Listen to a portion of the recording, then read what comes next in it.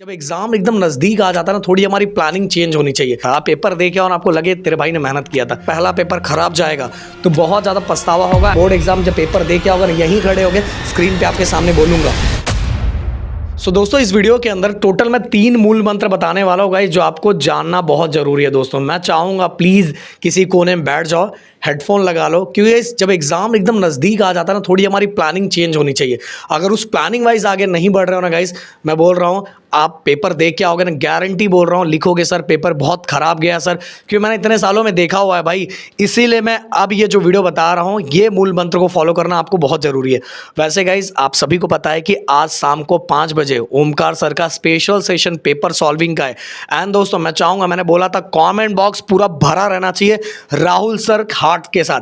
9 तारीख को जो कंप्लीट महारिविजन का महायुद्ध है, उसमें ओमकार सर के साथ राहुल सर को भी खड़ा करूंगा। जो पिछले साल का रिकॉर्ड है वो इस साल ब्रेक होना चाहिए, कि राहुल सर जो चीजें लाते हैं ना भाई, बस पेपर आपका जिंगा लाला जाएगा। तो भाई कमेंट बॉक्स ना पूरा भरा रहना चाहिए, पूरा लालम लाल हो जाना चाहिए, कि राहुल सर के उतरने से चीज़ें हो जाती है। तो और इस वीडियो पे टारगेट लाइक मैं 10,000 रखता हूँ, जिससे राहुल सर को भी देख के ना, क्योंकि देखो ऑलरेडी वो बंदा बहुत सारी चीज़ों में बिजी है, पर मैं चाहता हूँ वो आप लोगों के लिए आए, और तो उसके लिए आपका रिएक्शन दिखना बहुत ज़रूरी है। ओके, और हर बच्चा चैनल को सब्सक्राइब करके जरूर जाएगा, जिससे मुझे मोटिवेशन आए कि भाई प्यार बहुत मिल रहा है प्रदीप, तू दिन रात काम कर, पूरे जीडीए महाराष्ट्र की टीम को बोल दिन रात काम करने के लिए, तो फटाफट लाइक ठोक दो। अब बात करते हैं पहला मूल मंत्र। देखो दोस्तों, पहला मूल मंत्र, ये तीसरा मूल मंत्र बहुत जरूरी है। हाँ, मैं बोल रहा तीसरा मूल मंत्र अगर आपने मिस किया तो बहुत पछताओगे।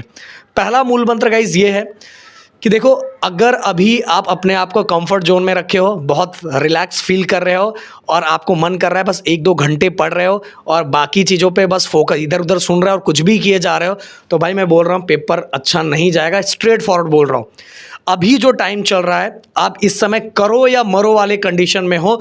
इसीलिए दोस्तों अगर आपका हो भी चुका है फिर भी जम के रिवाइज करो, क्योंकि दोस्तों ये बोर्ड का पेपर 12th का ना लाइफ में एक ही बार मिलता है, और मैं चाहता हूँ बस एक ही बार मिले, बार बार नहीं मिले। और इसी बार जितना मेहनत कर सकते हो, तुम्हारे दिल को, मैं दिल से बोल रहा हूँ कि तुम्हारे दिल को ये फील भी ना हो कि भाई ये मौके को ना मैंने कंप्लीट हार्डवर्क नहीं किया था, ऐसा फील ना हो। आप हार्डवर्क करो, बाकी ऊपर वाले के ऊपर छोड़ दो। तो भाई आप सभी को कंफर्ट जोन से बाहर निकलना है एंड दबा के मेहनत करना है।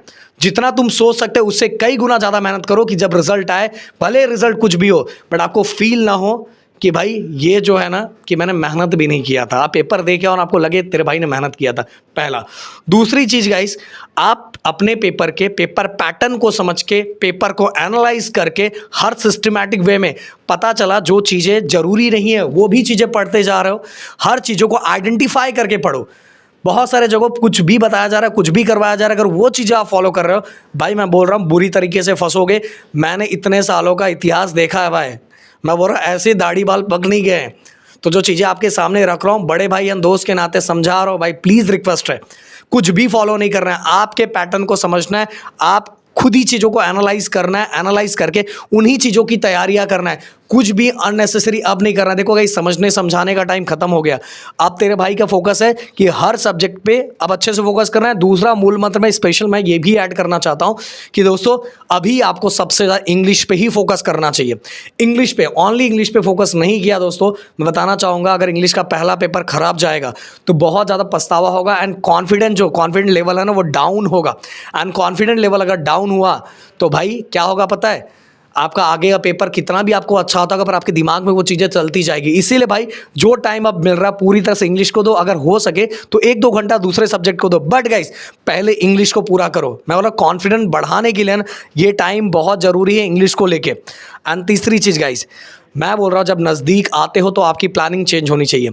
अब बहुत सारी जगहों पे मैं देख रहा हूँ, बहुत सारी चीज़ें बच्चों को लास्ट में इंपॉर्टेंट दिया जा रहा है, ये दिया जा रहा है, वो दिया जा रहा है, कैसे भी कुछ भी बताया जा रहा है, अपनी चीज़ों को कवर करने के लिए कुछ भी बताया जा रहा है गाइस। बहुत सारे जगहों तो मैं ये भी दे रहा हूँ कि पूरे के पूरे चैप्टर को पूरे चैप्टर को बता दिया जा रहा है, और बता दिया जा रहा है कि ये मैं दिया हूँ और मैं इसको आके बताऊँगा।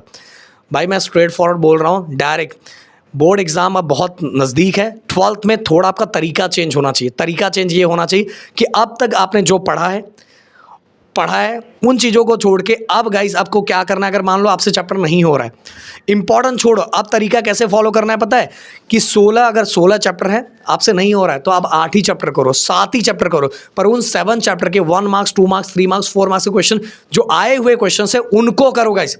अगर वो आप करोगे तो आपका काम बेहतरीन तरीके से हो जाएगा। नहीं तो पता चला आपने इधर से 4 क्वेश्चन उठाए, 5 क्वेश्चन उठाए, किसी ने आपको डायरेक्ट टॉपिक ही उठा के डायरेक्ट दे दिया है, इंपॉर्टेंट के फॉर्म में डायरेक्ट टॉपिक उठा के दे दिया और आप खुश हो गए कि अरे भाई ये इंपॉर्टेंट मिल गया। अब जब पढ़ने गए तो आपसे 3 क्वेश्चन ही नहीं हुआ, भाई गई भैंस पानी में। इससे अच्छा 100 की सीधी बात डायरेक्ट बोलूँगा, इंपॉर्टेंट ओनली PYQs होते हैं एंड उन PYQs को आपको किस तरह से करना है मेरे दोस्त, मैं सिंपल से बात बता रहा हूँ कि आपको क्या करना है। देखो पूरी लॉयल्टी के साथ ये चीज़ आपके सामने रख रहा हूँ, बोल रहा बोर्ड एग्जाम जब पेपर दे के होगा ना, यहीं खड़े हो गए स्क्रीन पर आपके सामने बोलूँगा, यही बोलूँगा। इतने दिनों से हमारे टीचर इस लेवल पर मेहनत कर रहे हैं भाई, कोई अप्रिशिएट करने नहीं आता है, मैं बता रहा हूँ, बहुत बुरा लगता है, बहुत अप्रिशिएट करने।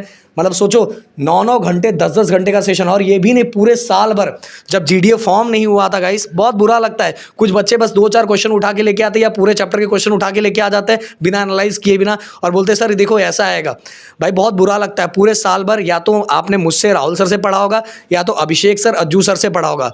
बेचारे लोगों ने पूरे साल भर हमने पढ़ाया। इवन गाइस लास्ट के टाइम मैराथन का महायुद्ध, पता है एक दिन में 3-3 स्टेशन लेके हमने खत्म किया, टाइम से पहले खत्म किया। और इतना होने के बाद भी अगर आपका पेपर खराब जाएगा तो बहुत बुरा फील होगा गाइस। मैं बोल रहा पूरी लॉयल्टी के साथ बोल रहा, जिस दिन आप पेपर आओगे मैं बोलूँगा, और आप में से जिन बच्चों ने मेरे वर्ड्स को सुना नहीं है ना, गारंटी के साथ बोला पेपर सही नहीं जाएगा।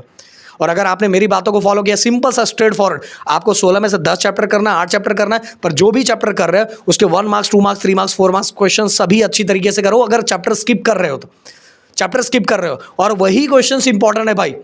आप पता चला पूरे के पूरे चैप्टर को आपने देख लिया, पूरे के पूरे टॉपिक आपको उठा के दे दिया गया और आप उसमें से कुछ नहीं कर पा रहे और ये हो जा रहा है, एट द लास्ट लॉस आपका ही होगा, किसी का कुछ नहीं होगा। सब लास्ट में आके बोल देंगे देखो ये आया था ऐसा आया था, पर लॉस आपका ही होगा। इसलिए मेरे दोस्तों मैं समझाना चाहूँगा, प्लीज़ GDA महाराष्ट्र की टीम जो बोल रही है ना, प्लीज़ उसको फॉलो करो। बहुत बुरा फील होगा। मैंने पिछले 2-3 सालों का हिस्ट्री देखा हुआ है। पिछले साल बच्चों का फिजिक्स खराब गया था। क्यों खराब गया था? पेपर उठा के देखो, जिन बच्चों ने पढ़ा पेपर वैसा ही आता है, पर क्यों खराब गया था? कुछ क्वेश्चंस उठा के बस कर लिया था, 2 क्वेश्चन 3 क्वेश्चन इसमें से उठा के कर लिया था, पूरा का पूरा टॉपिक उठा के बैठ गया था। लास्ट में पूरा टॉपिक उठाओगे आपसे होगा क्या, बताओ मुझे? पूरा टॉपिक होगा? पूरा उठा के, इससे अच्छा उनका फिजिक्स खराब किया, उसके पहले केमिस्ट्री खराब चला गया था, तो फिर बाद में बस ब्लेम गेम खेलोगे। इससे अच्छा है पढ़ाई करने बैठो और अपने को कंफर्ट जोन से बाहर निकालो दोस्तों। तो शायद जो बातें मैंने बोली है आप पूरे दिल से निकला, उसको आप जरूर फॉलो करोगे।